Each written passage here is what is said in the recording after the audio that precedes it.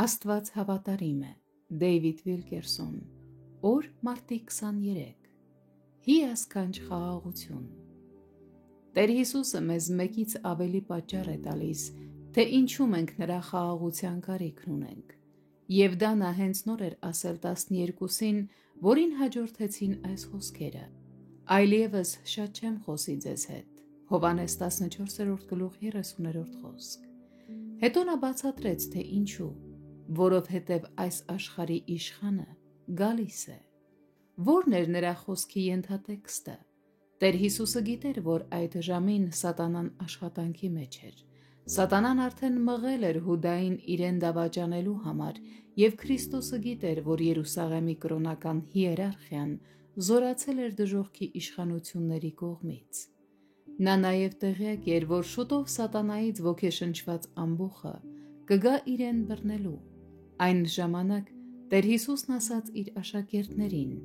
«Սատանան, չարը, գալիս է, այլևս շատ չեմ խոսի ձեզ հետ»։ Տեր Հիսուսը գիտեր, որ իրեն ժամանակ է պետք հոր հետ նախապատրաստվելու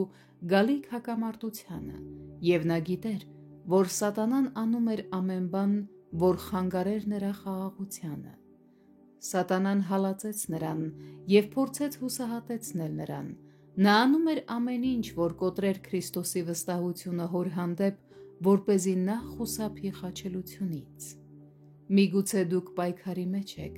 և մտածում եք. «Ինձ համար ամեն ինչ ավարտված է, չեմ կարող այլևս»։ Բայց Տեր Հիսուսն ասում է. «Ես գիտեմ, թե ինչի միջով ես անցնում, մոտեցիր և խմիր իմ խաղաղությունից»։ Կարևոր չէ, թե ինչի միջով եք անցնում։ Ձեր կյանքը կարող է թվալ, թե հարվածվել է ուժգին մրրիկից։ Հավանաբար դուք փորձությունների միջով եք անցնում, որոնք ստիպում են ուրիշներին ձեզ նայել որպես ժամանակակից հոբբի։ Բայց երբ ձեր խնդիրների մեջ կանչեք Սուրբ Հոգուն ձեզ մկրտելու Քրիստոսի խաղաղությամբ,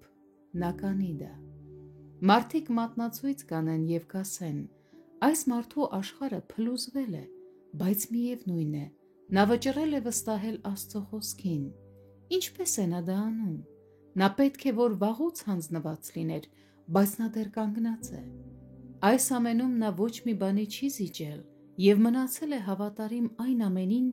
ինչին հավատում է։ Ինչ հիասքանչ խաղաղություն է դա։